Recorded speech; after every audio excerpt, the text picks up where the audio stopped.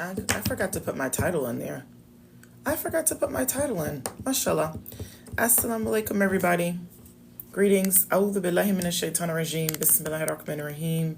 In the name of God, the most gracious, the most merciful. I hope you guys had a good Eid. I hope everybody had a great Eid. My husband's family's in town, and we had a really good Eid and a nice long Eid weekend because I took Friday off, and so I had a good weekend, and so I'm back in the office now. And I wanted to do a live. I don't think it's going to be longer than an hour, but I'm back, and already I don't think I'm going to do it this way because I don't want to read comments like that. That's weird. I'm not doing it that way. We're going to flip it the other way so that I can read comments. Today's live, guys. Walaikum assalam. Beautiful, beautiful women. I hope you guys are having a good day. I'm going to do a live, and today's topic is to not court men. Muslim men. Do not court Muslim men. Do not marry a Muslim man who is afraid of marriage. Have you guys encountered Muslim men who are afraid of marriage? And they could be afraid of marriage. And if you guys have questions, put your questions or comments in the chat, as you guys know, and I will answer your questions and comments. Have you guys had the experience of meeting Muslim brothers who are afraid of marriage? And they could be afraid of marriage because they maybe were in a marriage before, they're divorced, and they didn't have a great experience, or maybe they didn't see a great experience in marriage with their parents, or maybe their friends have sort of poisoned their minds about marriage, and they have all these unhealthy expectations around women and marriage and what marriage is really about, what marriage is for. Have you guys experienced that? And you can tell from their behaviors and their words and their thoughts that they don't have really healthy expectations for marriage, or they have unhealthy expectations for their wife in a marriage, or from their behaviors that they're not moving towards marriage. Like maybe they're courting and they're playing games and they're not setting dates with you. They're not talking about the contract. They're not trying to meet your wali. They're not trying to meet your parents. They're not moving forward in the next step. Have you guys experienced that? You should, especially in the beginning, when you're getting to know someone, when people are supposed to be on their best behaviors and you're supposed to be meeting their representatives, if you're having concerns early on in the courting phase, if you're seeing red flags, if he feels he's not making you feel safe, he's not making you feel nurtured, he's very nonchalant about you, that is a blinding red flag to step away from that situation, to pull all your energy from that situation, because you don't ever want to be married to someone who wasn't 100% sure about you, about marriage, about his responsibility in the marriage, about the type of husband that he wants to be, ability in the marriage, about the type of husband that he wants to be. You don't want to go anywhere near that, right? So if you guys see those sort of signs early on, I believe in signs, and I'm going to answer you guys' questions in a second. So put your questions in the chat. I believe Allah subhanahu wa ta'ala communicates to us through signs. And I believe in a woman's intuition. And when you start seeing signs early on, you're not feeling safe in the courtship process. You're not feeling that he really wants to be with you. He's not moving things forward. He's making you feel icky inside. It's not making you feel reassured. That's a sign. That's a sign that you shouldn't move forward with that person, right? And you cannot let your fear or your scarcity mindset that maybe I won't find another one, maybe another one's not coming, I'm getting old, whatever your fears are, you can't let your fears stop you from making the right decisions. Because I always tell you guys all the time, Shaitan is all up and through your fears. And he will play on your fears to cause you to make wrong choices in life, not just in marriage. No, I'm not going to have any co-hosts right now, especially someone that is a man. No, God, no. Gasp.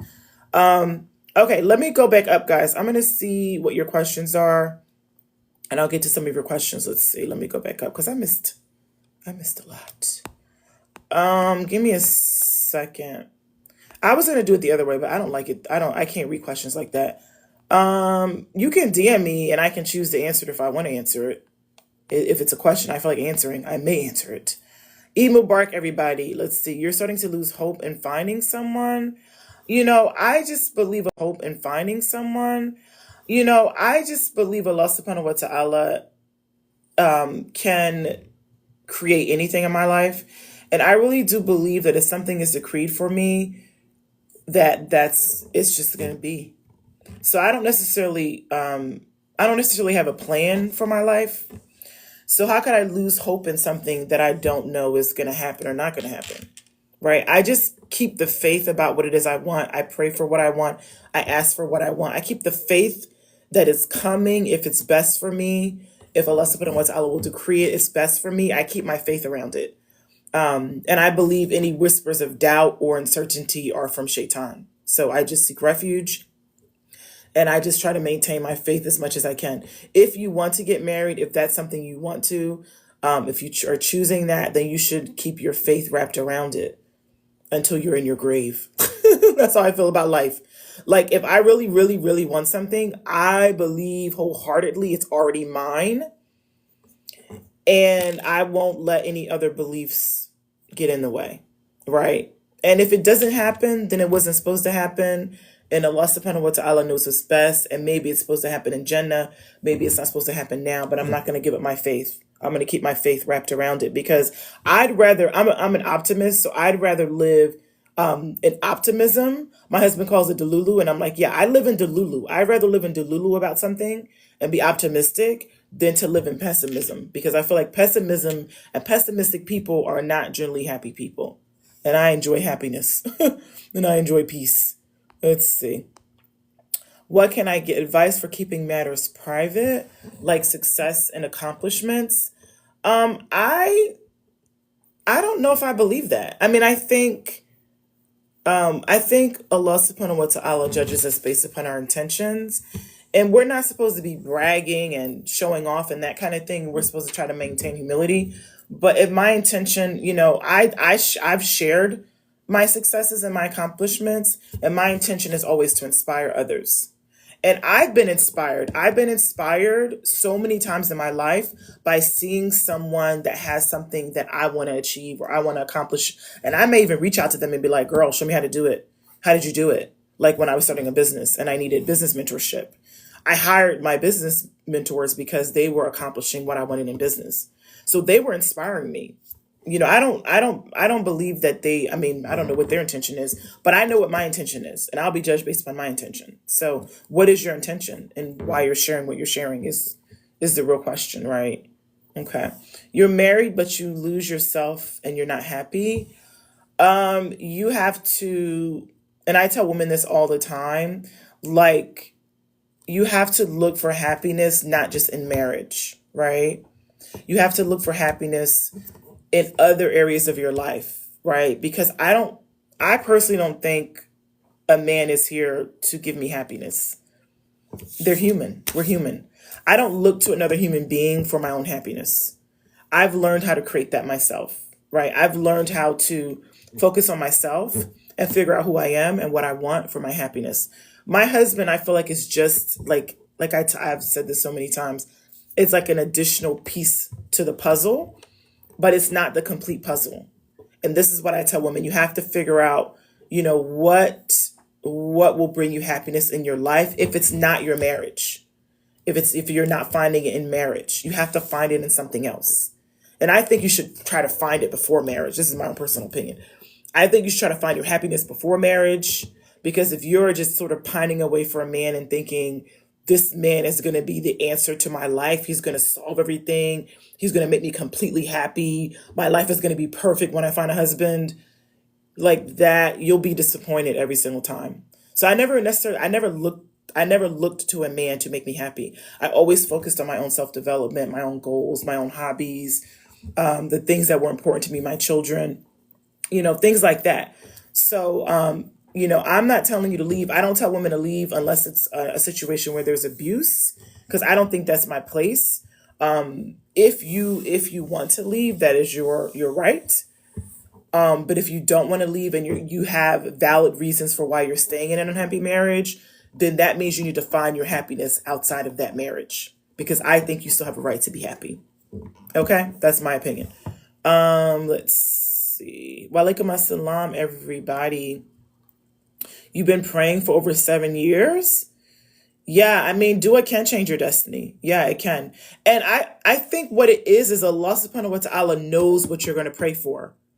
How I look at qadr is like a couple of different options. Like you could choose this thing, or this thing. Allah subhanahu wa ta'ala knows what you're praying for, and he knows what you're going to choose, and then he knows the results of the choice. But you still have a choice. He knows the results of the choice, right? That's why he gave you free will. But he knows the choice you're going to make, and he knows what's going to happen as a result of the choice. And I personally believe he's always guiding you if you're listening, if you're seeing the signs before you marry someone. He's always guiding you to try to help you, steer you to make the right choice. And then you could choose that choice or another choice, right? Or no choices, right? But he's always guiding you to make the right choice. He's giving you signs. And I believe you see signs in the beginning when you're courting someone. You see the signs. And then the question for you is, what are you going to do about it when you don't see good signs, or you see red flags, or you see deal breakers? Do you break the deal, or do you hold on because you're desperate for marriage, right? And I did a video about this a long time ago. I feel like my videos are the same. Like I did a video about this a long time ago. Like I'd rather be single and happy than miserable with a man. And that's why I always built my life up to a certain level before I even got married. Before I got married, I always focused on building my life up in the way I wanted to look, so that I would not need a man. I would want to have a man in my life that added to my life, but I wouldn't need to be with someone, because you don't want to be in a situation ever where you need another human being. And honestly, I don't think you're in a situation like that in marriage either, because Allah subhanahu wa ta'ala says that the only thing you really need is me. So, that's what you really need. You don't need a man. I just think they're an accessory. Yeah, it's nice. It's nice to have a good man. Alhamdulillah, it's a blessing, but it's not something that I need. Right. And once you get out of that mindset, like then the men you choose will be different. Then you'll be a little more skeptical. Then you'll be a little more discerning. Then you'll be a little more selective about the type of men you even allow in your presence, because it won't be from a space of I'm desperate to get married, or I'm desperate to have someone take care of me, or I'm desperate to have someone pay my bills, or I'm desperate to feel loved, or I'm desperate to be chosen. It'll be from a space of I choose this man because this man will benefit my life. This man will help me with my deen, or this man will add to my life. This man will, he'll bring a benefit to my life. He won't take from my life. He'll give to my life. Right. And so this is why it's important for women to work on yourselves, before marriage. Don't marry for desperation. Please don't marry for desperation. Right. Let's see. Any questions, guys? If you guys have questions, every human being has a right to believe whatever they want to believe. And if that is your belief system, I wish you the best. I tell people who are, God gave us choice for a reason. So you can be whatever, you can follow whatever religion you want to follow. If your religion brings you peace, makes you feel closer to God, you are happy following your religion, may peace be upon you. That's all I can say. But I live by what is my truth, and Islam has blessed my life in so many ways. It has given me peace, a peace that I was always looking for outside of God, and I would never choose anything else. But you choose as you please. Choose as you please. We have a choice, right? We have free will. You choose as you please. Yes. Allah created us in pairs, he says. And there's a little bit of back and forth with scholars about what that actually means. The verse that is pairs like male and female, not necessarily wife and husband. I don't know. Some scholars say it means that. Some scholars say it doesn't. I'm not going to debate that. But yes, we are a garment. Your spouse is a garment for you. But guess what? I can choose different garments. I don't have to wear this blue shirt. I could have chose. I went to my closet today and I was like, what garment would I like to choose? And I get to decide what garment I wear. The garment that fits me best, the garment that I feel amazing in, the garment that is going to be applicable to the weather today. I get to decide the garment, just like you get to decide your husband. You have a choice in who you marry, right? So why would you choose a garment that's not going to benefit you? That's not going to serve its purpose. Any garment I put on is serving a purpose. Anything in my life is serving a purpose. Why is it in my life if it doesn't have a purpose? What is the purpose? What is the purpose of you having? And this is why I love life, is because I have a choice. So you have to start to make really healthy choices for you. And a lot of women are not making healthy choices. They're making choices based upon desperation, their own insecurities, their own wounding, their need to be loved, want to be chosen and loved so bad, right? And then they don't always choose the right garment. So my advice is to choose the right garment, right? A garment that fits you, right? What do you think about building with a guy if he's not well off? So I will share my personal story. And this is one of the reasons why I was always building myself is when I met my husband, he wasn't well off. I owned my own property. I had my own education. I had money in the bank. I was taking care of myself. I had a good job. I was traveling. I wasn't in desperate financial need of a man, right? So when my husband came into my life, he was the garment that fit me perfectly based upon my standards, my expectations, how I wanted to be treated, how I wanted to be loved, what was important to me. He was a good Muslim. He had great character. I could see his great character. I could see the behaviors that showed me he had great character, but he didn't have a whole bunch of money. And that didn't matter to me because I saw him as an ambitious man. I knew this man was going to create more because of his level of ambition and how hard he worked. I knew it. And I have always thought that I can help human beings grow. And maybe that's why I coach. So I can be different. But I've always known, I don't know where this comes from, that I can help myself grow because I come from nothing. And even as a child, I just deeply understood that with the power of Allah subhanahu wa ta'ala and my own mind, I could create anything. I really believe that. And as I saw the power of it and I saw myself creating things from nothing, and then I met this man who I saw all this ambition in and great character, and he loved God and he feared God, I was like, I can help him grow. And as I was pouring into him, he was pouring into me. And he told me the day that he moved into my house after we got married, he was like, I'm gonna buy you a house because I don't like the fact that I just moved into my wife's house. And a year later, he bought me a house, and then we sold our house. But so for me personally, I didn't have an issue with him not having a lot of money. I think I knew what was really important to me, and I was raised by a man who didn't have a lot of money, but he was a good man. So I don't necessarily judge men. I don't judge men based upon the dollar number or what's in their bank account, right? Because there's a lot of men that have money but have horrible character. So for me, the money wasn't the most important thing. It was the character and his Islam, right? And so my husband now is doing amazing, has businesses, like alhamdulillah, he's in a good situation financially, right? But he didn't start that way. But we were also he was 24 and I was 29. So, it depends too on ages, because if he's in his 50s, and he's still struggling, that could be something different, right? But I think you like, and I share this all the time with you guys. I think you have to know what is most important to you. What is most important to you? You have to know, right? Let's see. How's the family? Alhamdulillah. I have my husband's family, and that's the other thing. He comes from a really good family. And I tell you guys this all the time. They are their family. Their values are based upon their family. You got to get to know the family. You got to see what the family is like, because he came from a loving family, and they're very tight knit. They look out for each other. They take care of each other. They love being around each other. They're very motivating to each other. They're just loving to each other. And I came from a loving family too, and so that was important to me. Family values were really important to me.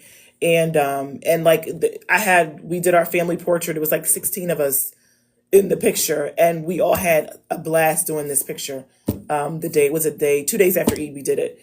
And then we have been hanging out, and they'll be here for a couple more days. And it's just, to me, like those are important things. Money, I think you have to understand the purpose of money, right? And I also think that you have to look at his level of ambition.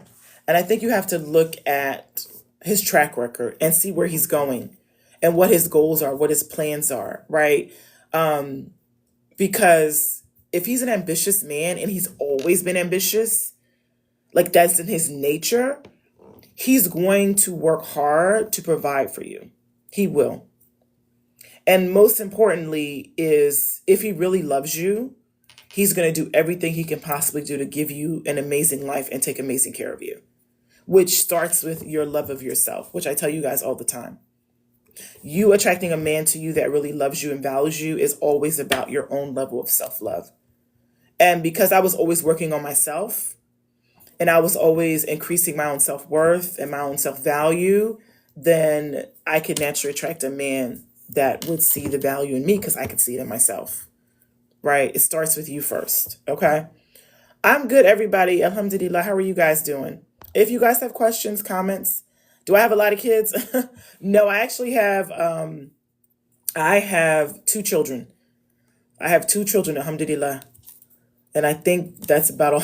I think that's about all I need. Even though it's funny, I had a dream last night that I was pregnant, and I was like, "What?" I had a dream last night that I was pregnant. So maybe somebody around me is getting pregnant, because I'm getting ready to be 50, inshallah.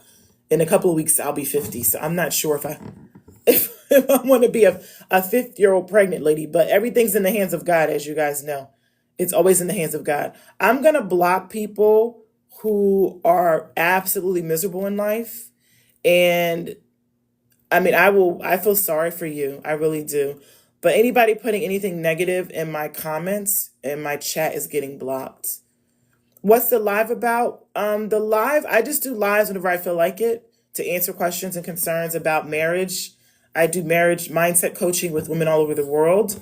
And I'm here to help whenever I feel like it. That's what it is. I was talking about, what was the topic? Y'all got me. I can't remember what the topic was. Where did it start? I don't remember. If you guys have questions, let me know. Your friend has an autoimmune condition triggered from grief. Oh, wow. Now she feels unworthy of marriage. That's sad, because I think I'm worthy of anything I want because I'm breathing. That's how I feel about life. I'm worthy of anything that I want because I'm here, because I'm a creation of Allah subhanahu wa ta'ala. So anything that I truly want, I believe I'm worthy of it. And if it is in his decree, then it will happen. So I have to just be okay with what is in the present moment, right? Oh, thank you so much. Thank you. Alhamdulillah. That may mean more success and goodness. I'm not a dream interpreter, but when I was pregnant with my daughter, before I got pregnant with my son, and I had some issues getting pregnant because I had PCOS. So I had some issues getting pregnant. So I had to go see a fertility doctor. I had some hormonal issues. But before I got pregnant with my son, we were married for like 4 years, and I was getting a little nervous and everything. my auntie who passed away came to me in a dream holding a child, a baby girl. And this is before I even had kids. And so then when I got pregnant, I thought, oh, that's going to be a girl, because I saw my aunt come to me in a dream and she passed holding a baby girl and rocking the baby. And then I had a son. I didn't have a daughter. But I said, if I have a daughter, I'm going to name her after my aunt. And so I named my daughter Amina after my aunt. So I do believe dreams hold some truth, but I can't interpret them. I don't know. But for me to have a dream that I was pregnant at this age, I was like, I don't know. Yeah, alhamdulillah. I try to stay stress free, and I try to drink my water. Got a whole big thing of water on my desk. And alhamdulillah, I have good genes in my family. My mother's 72 and she looks like she's in her 50s. So alhamdulillah, we have really good genes. The women in my family age really, really well. So yeah, you're going to be 39 July 15th. Yeah, I'll be, inshallah, if I make it, I'll be 50 on June 28th. So yeah, it's crazy. Do you guys have questions or concerns or anything? I was just talking about, why does my topic just elude me? I can't remember. Oh, do I remember the moment when I realized he was the one? That's a good question. So I tell women this all the time.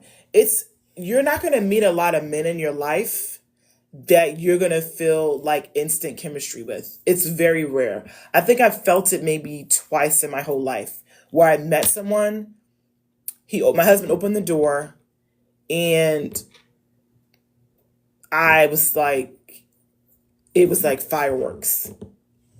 It was like fireworks went off. And that was the moment I knew. I was like, I'm going to marry this man. And 30 days later, we got married. And he says the same thing. He's like, when you opened the door, he was like, I knew that you were my wife. So I do believe in soulmates, and I do believe that there are a few people on the planet that you just feel a natural, instant connection to. And I do believe it's a sign of Allah subhanahu wa ta'ala. I believe that. As Allah says in the Quran that He puts love and affection and mercy in your hearts. And that is a sign for those who believe. So I believe that. And it's a beautiful thing when you experience it. You said for you, the feeling is a trauma response. Well, this is the question for you is, have you healed from your trauma? Right? Because if you haven't, that's the work you want to do before you meet a man. That's the work you want to do before you start courting brothers. Because your trauma will show up, you're right. It will show up in the courtship process.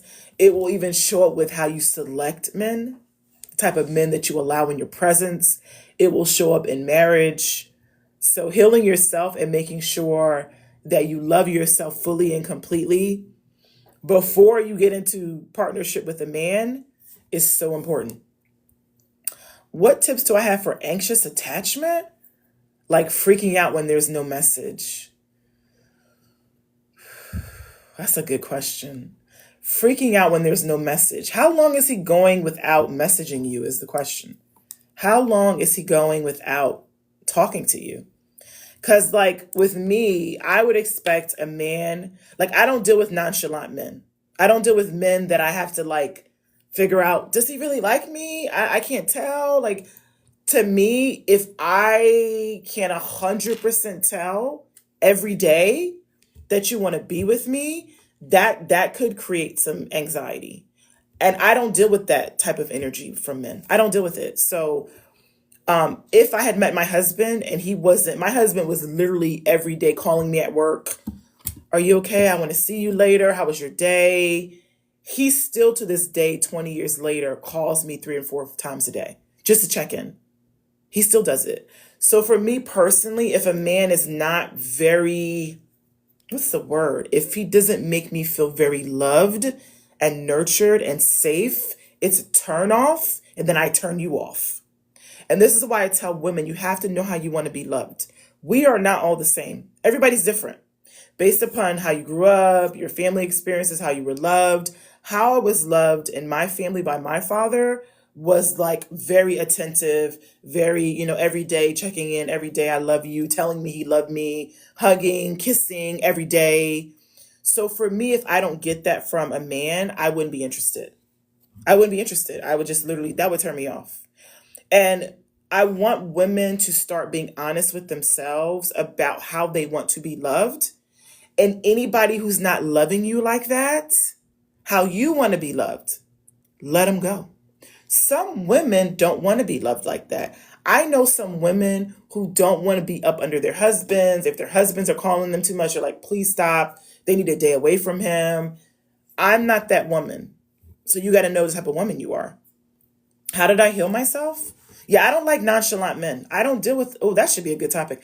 I don't entertain nonchalant men. If you're not making me feel safe and loved and nurtured, I would literally cut you off. I would not talk to you.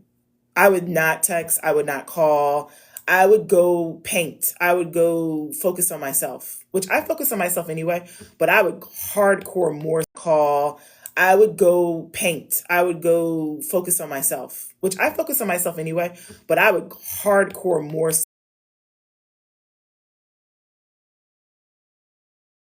So I did therapy. I did inner child work.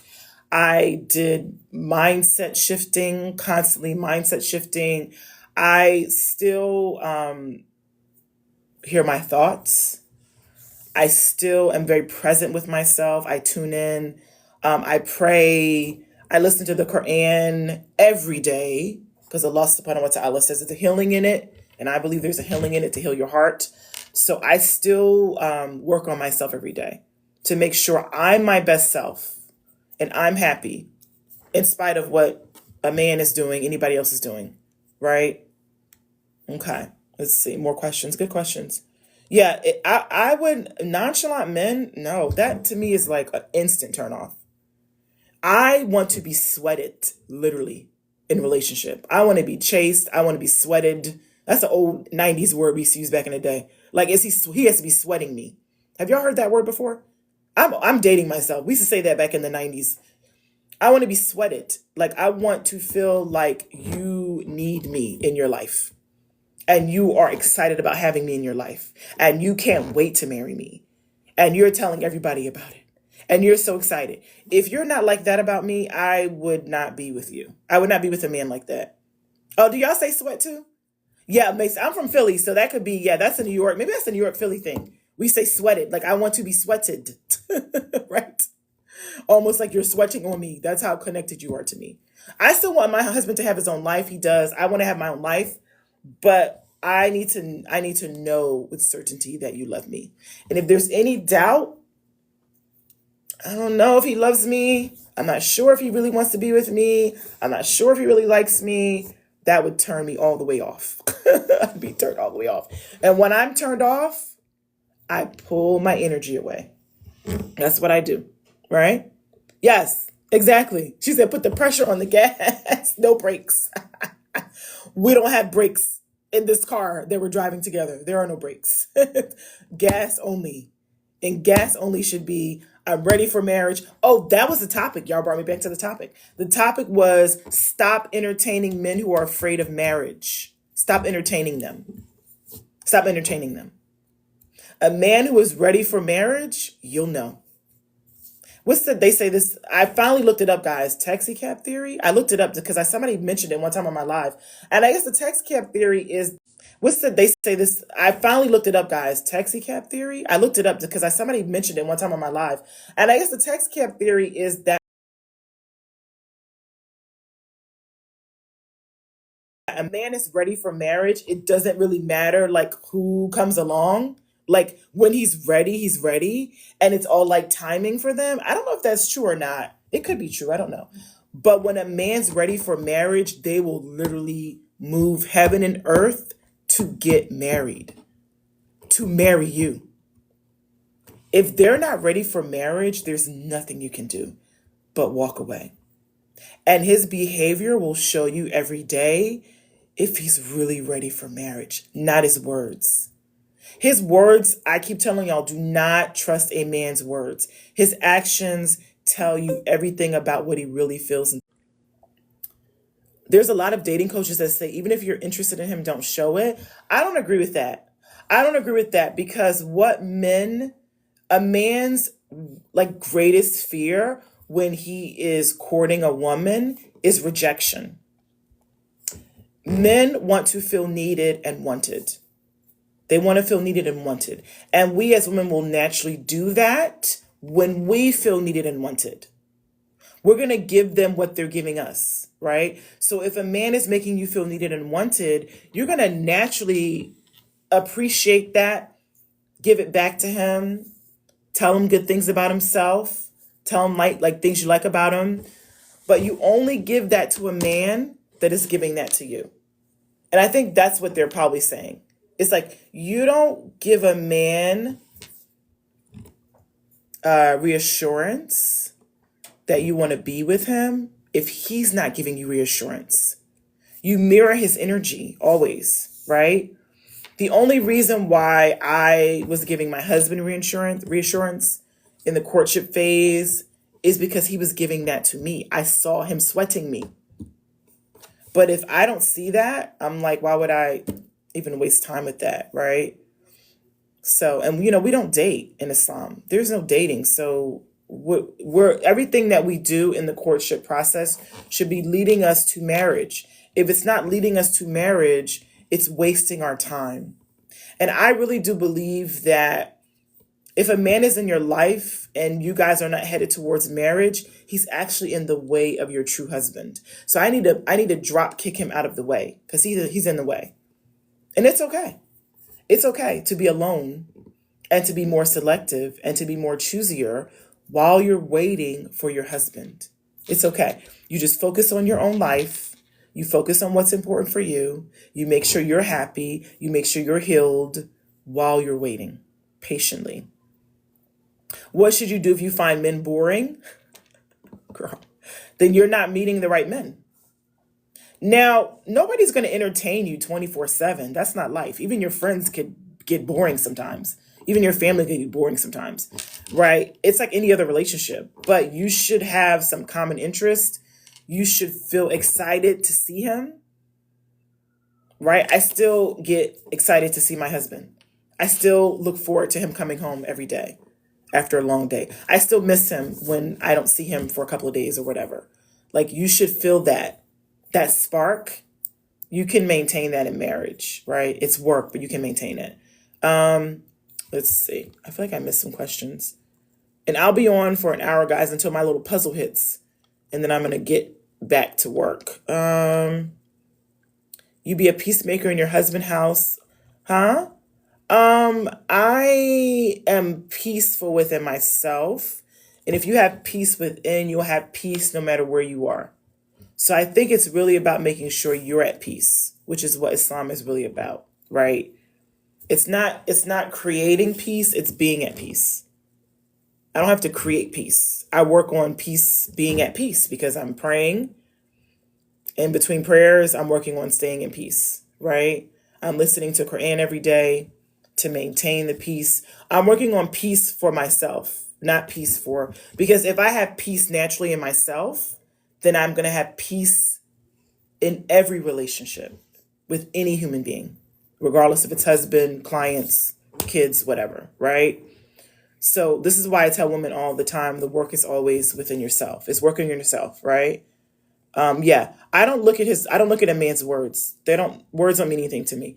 His actions tell me everything about who he is. Okay. What are things that women need from men? Every woman is different. You gotta know yourself. I know what I need. I knew what I needed from a man before I got married. And I was looking for those things, right? I needed a man who was kind, who was loving, who came from a loving family, who loved women, who loved his mother, who respected women, who respected his mother, who was ambitious, who was hardworking, who loved Allah subhanahu wa ta'ala, who was praying 5 times a day, listening to Quran, loved Islam, trying to get closer to his God, to his creator. Those are the things that I needed. So I think, and those are the things that I was also working towards. And I always tell women, like, you're going to attract who you are naturally. So the things you're looking for in a partner, you have to have those things in you as well, right? So it's like if you want a good Muslim man, are you a good Muslim woman, right? If you want an ambitious man, are you an ambitious woman, right? And ambition can be in many different forms. It doesn't have to be in having a job. It could be ambition when it comes to raising your kids properly, or ambition when it comes to teaching your children, right? It can come in many different forms, but you tend to attract who you are.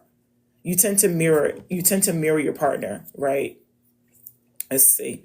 What if your parents have an issue? What if his parents have an issue with, or what if your parents have an issue with his appearance, dyed hair, earrings? Oh, I don't know about that one, girl. I don't know. Me personally, I don't like dyed hair and earrings, so I probably have an issue with it. The question for you is, do you have an issue with it? That's the real question. And how concerned are you about what your parents think? Is that going to be a problem for you if your parents are like, I don't like him and I don't want you to marry him? Is that going to be an issue for you? For me personally, I don't like earrings on a man. That feels very feminine to me. It feels feminine to me, for me. And I like very masculine men, so I would not be attracted to that. But like I said, we're all different. This is why you have to know what is important for you, right? Society makes you feel like all men are going to cheat one day. I think you can't ever determine if a man is going to cheat or not. I think that could happen to any woman, but I think that you have to, within your own self as a woman, be in a space where if it happens and you don't want to stay in the marriage, you have the resources, you have the mindset, you have enough self-worth to leave.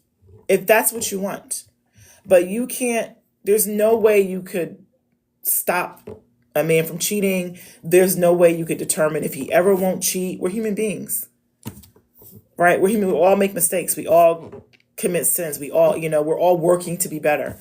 But I think you just need to make sure that if things happen that are out of your control, you're going to be okay. You're going to be okay afterwards, right? Because in the end, we only are really here to rely on God. These are human beings. They're flawed. We're all flawed. So I don't necessarily, if my marriage broke up, I would be upset because I'm in love with my husband, but I know what to do after. And I'd be able to take care of myself after and my children. And I would know where to go to get the healing that I needed. So it's not like it would crush me and it would cause, me to just stop living. And that's what you have to do as a woman. You have to be able to still maintain your peace no matter what is happening in your life, right? Because I can't control another human being. And I actually don't want to. I don't want to control anybody. I'm just trying to control me. I'm here to control me. Seriously. And in the end, on the day of judgment, I'm not responsible for what any other person does. I'm responsible for what I do. So I need to make sure that my life is set up well, right? Okay. Let's see. Yeah, if it's okay with you, then you need to, well, the second question is you need to figure out how would you feel if your parents said that they don't want you to marry him? Because some people feel like you're supposed to get your parents' blessing, and some people feel like you're not. So I don't know. It's hard for me to speak to that because when I introduced my husband to my parents, they liked him. They had some concerns, and they talked to him about my mom talked to him. They had some concerns, and he was able to talk to them and reassure them, and they got on board quickly. So I didn't have an issue with that. Okay. I think, that's a deeper talk maybe with your parents that you want to talk to them about, to see how they feel about it, because I don't know, y'all. I don't know. Let's see. If you have an absent father, how do you learn to trust men? That's a powerful question. That's powerful. Yeah.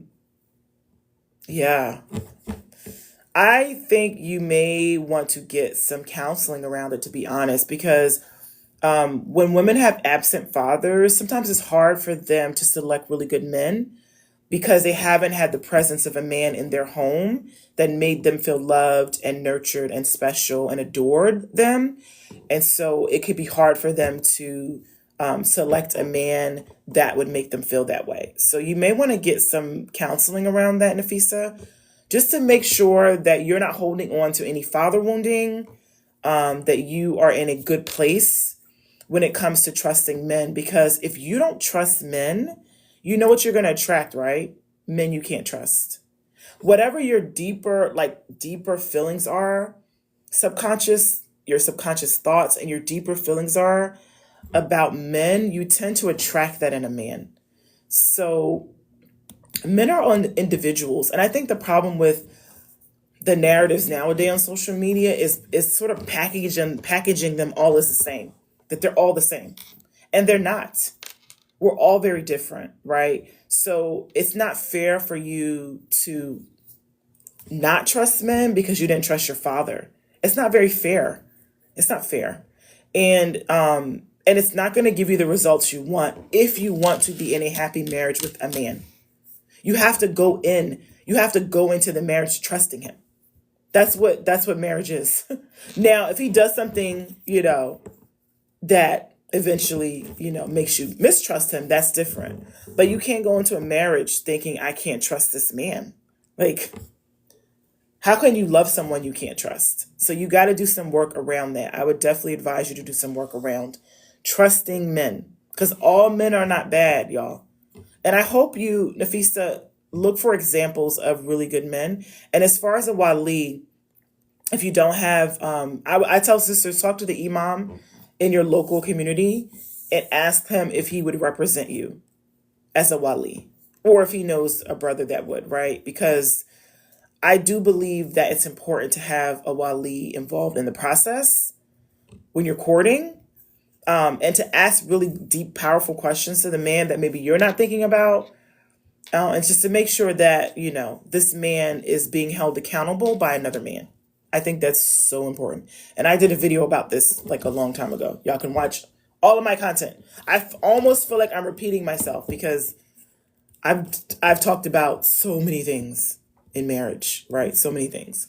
What are things people who are not married need to know before getting married?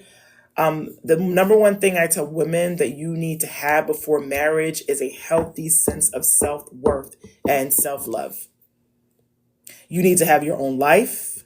You need to have your own hobbies. You need to have your own, money. You need to have your own goals. You need to have your own life. You should not be looking for a man to complete your life, because you may end up disappointed. And you still want to make sure, if this doesn't work, I'm going to be okay. My kids are going to be okay after marriage. So be building yourself up. Be developing yourself before marriage. I didn't get married till 29 because I wanted to make sure I was in a good place within myself, mentally, spiritually, financially, before I would even select a partner. Because if you're not in a good place, as far as your self-esteem, as far as your finances, as far as your mental health, you're not going to choose the right partner, right? So I always say work on yourself first before you get into marriage, right? Make sure you're not marrying for desperation. Some people just get married to get out of their houses, and it's like, that's not. And I got a customer coming in, so y'all got to wait for a second. Hello. Give me like 5 minutes. How are you? Give me a second.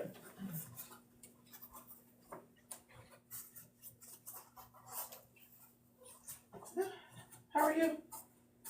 Are you doing your fingerprint? Yeah. Okay, come on back.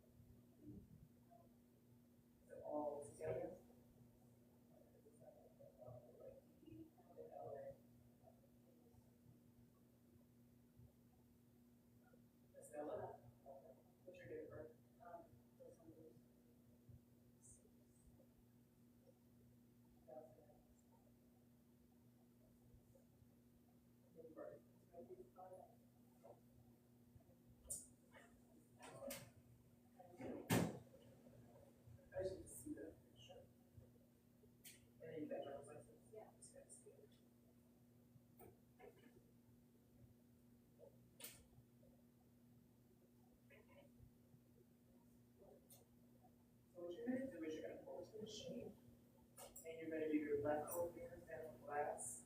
And when you put them down, left four fingers down, you're going to, there you go, put them down, and then look at the computer, but you have to make sure they fit. They have to fit in the boxes, yeah. Move your hand down, there you go, move it down, right? Move that one over so you're not touching the line. There you go, and then just hold, I said hold, so you know. And then you're going to be left up, left up.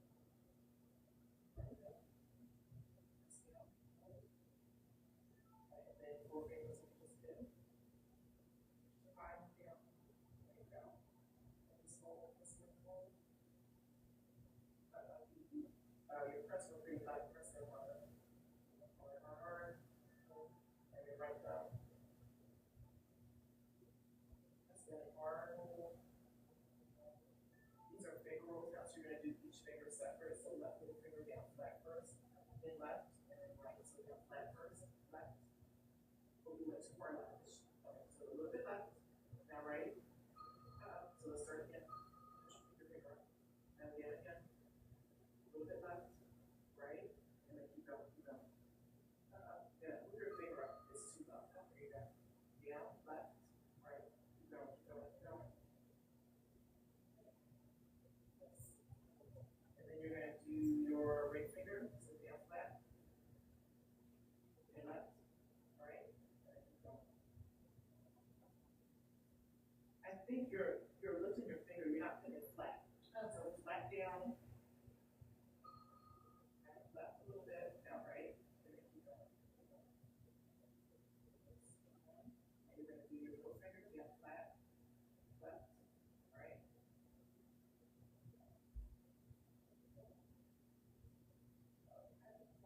And then your next finger down flat, left, right. And then left thumb down, left, right.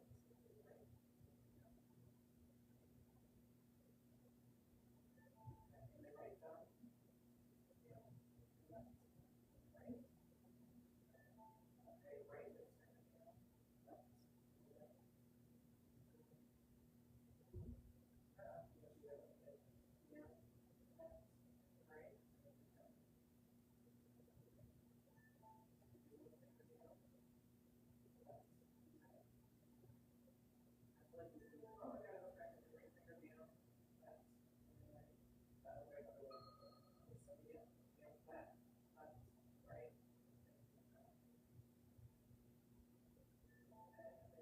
turn it down, left, left. Down, left, right.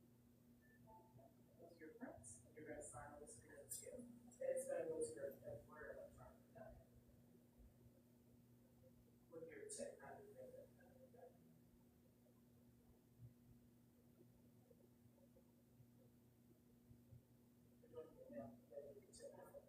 They don't know what your signature looks like. You're all set. Thank you. Thank you so much. Have a good day.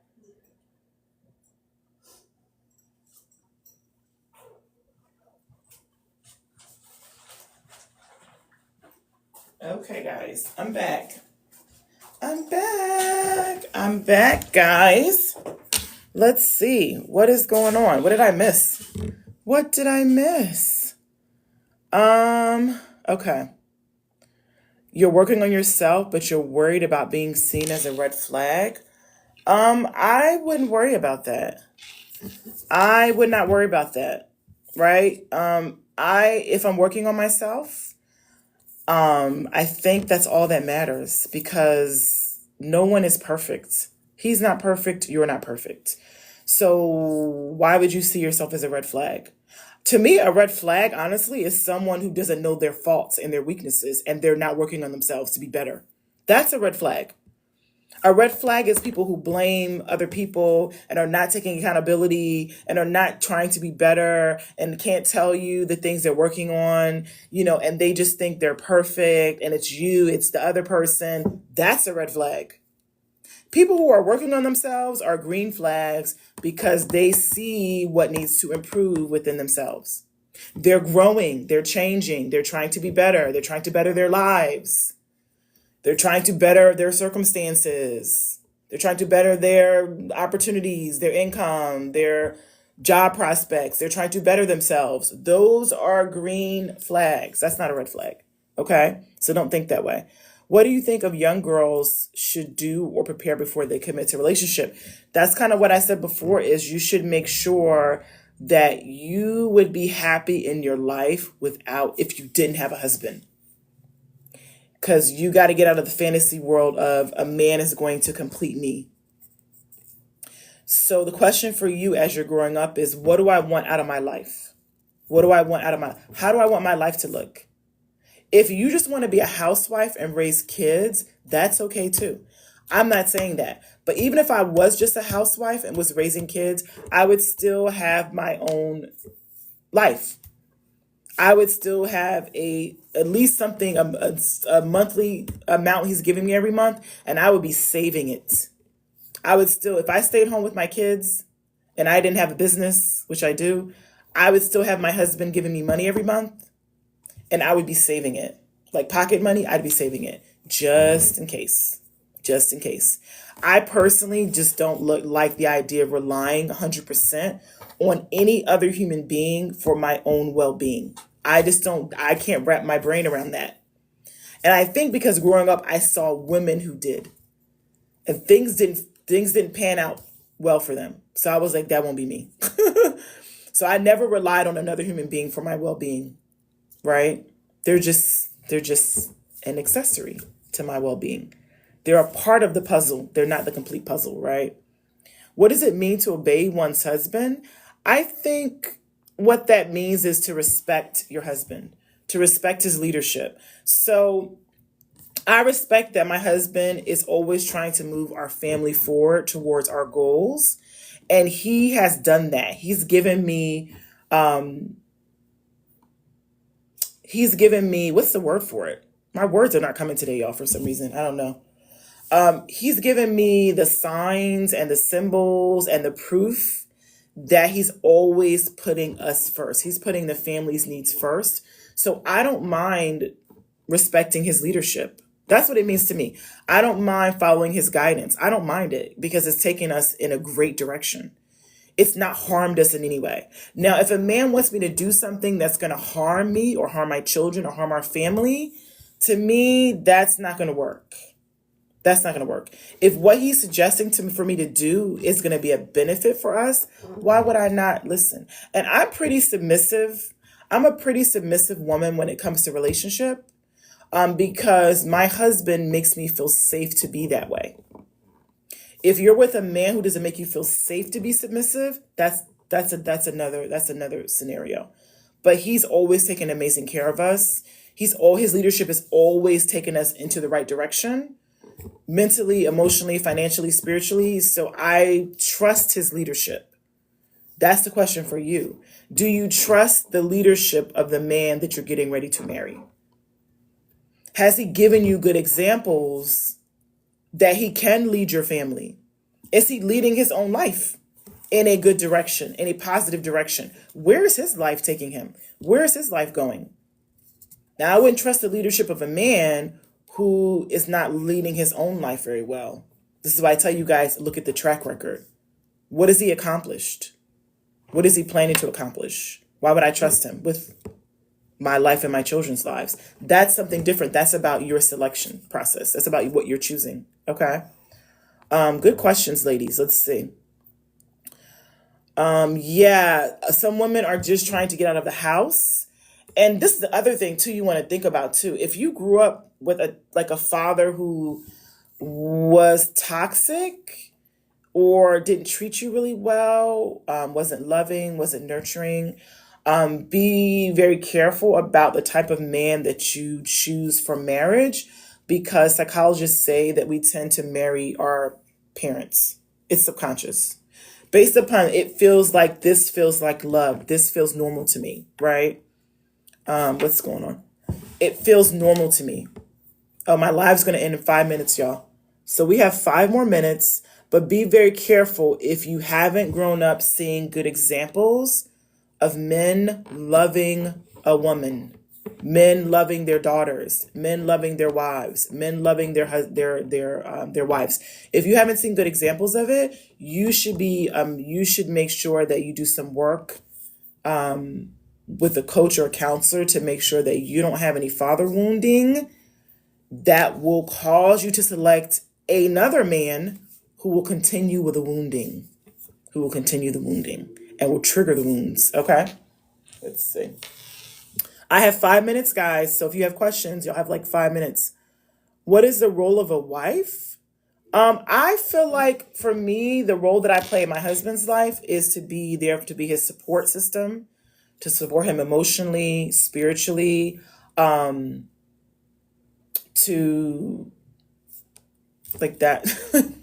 That's my role. To support him sexually, right? Like, I feel like that's my role as a wife. And that's pretty much what I do.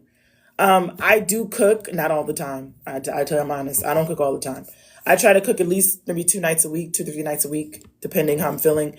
But I don't feel like I have to. I'm supposed to. I feel like I do it because he enjoys it, and my kids enjoy it, right? And I like to eat too, good food. So, but I wouldn't say that's a role. I would say that's something that you would want to do if it makes your husband feel good. I do believe that I'm there to be loving and nurturing and to be a safe space for him. When he comes home, I do want to create peace in my home, not just for him, but peace in my home for my family, for myself, for my children. So, yeah, that's what I think is my role. How do I find balance between self-regulation versus co-regulation? That's a good question. That's a great question. Somebody asked me that at the masjid the other day around like, how do you learn to talk to your husband when you're frustrated, like when because we can be emotional. When you feel like your anger is like getting ready to explode or rise, and you're like, I know I don't want to approach him like that because it's not going to give me the results I want. Like me yelling at my husband or arguing with him or fighting with him, it's not going to get me the results I want. And so I've been married 20 years, y'all. So how I was in year 1, in year 5, in year 7 is not how I'm in year 20, because what I've learned through the course of 20 years of marriage is how to speak to him in a way that still is respectful, but that gets my needs and wants and desires met. And it's something I've just had to practice, to be honest with you, because I can be a very emotional person. I can go from 0 to 60 in 2 seconds. I had a lot of anger in me that was about some other stuff. And I told you guys I went through therapy, and I had some anger in me that was not even about him, that was about some childhood stuff. And I learned in therapy that I was taking my anger out on him. And the more I released the anger that was not even about him, that was tied to my childhood stuff, I found myself being able to self-regulate better. I found myself being able to be like, how do I want to approach this before I would even approach something that I wanted to talk to him about? Is this the right time? Right? Is he tired after a long day? And now I hear come with all these problems. Do I want to wait until he's eaten? Do I want to wait until he's rested? Do I want to wait until after, after intimacy to approach this? When is the best time to approach this topic? So this is something I practiced, y'all. Who I am, like I said, your one wife that they get is not your 20 wife. And you're going to go, and this is the part of marriage you guys are both going to go through, is learning how to live in peace with each other. It is a practice. It's a practice. Because they're going to do things that bug you. You're going to do things that bug them. But it's like, how do we cohabitate in a peaceful, loving way with respect to each other, where we're able to maintain our love and respect, but still have our needs met? That's the dance of marriage. And the only way you're going to learn it is through practice. But also, if you've had issues in childhood that caused anger and resentment, you want to do some work before marriage, because I promise you, those issues will show up in marriage, right? Like for me personally, my father was very controlling, which I thought it was controlling when I was young. And as I've gotten older, I've realized, that was for my protection. He was trying to protect me from harm. But when I was younger, it was like, oh, I can't do anything. He's so controlling, da da da. So early in marriage, like year 1, 2, 3, whenever my husband would suggest something, I'd go right to the trigger of that's my father trying to control me and you trying to control me and da da da da da da.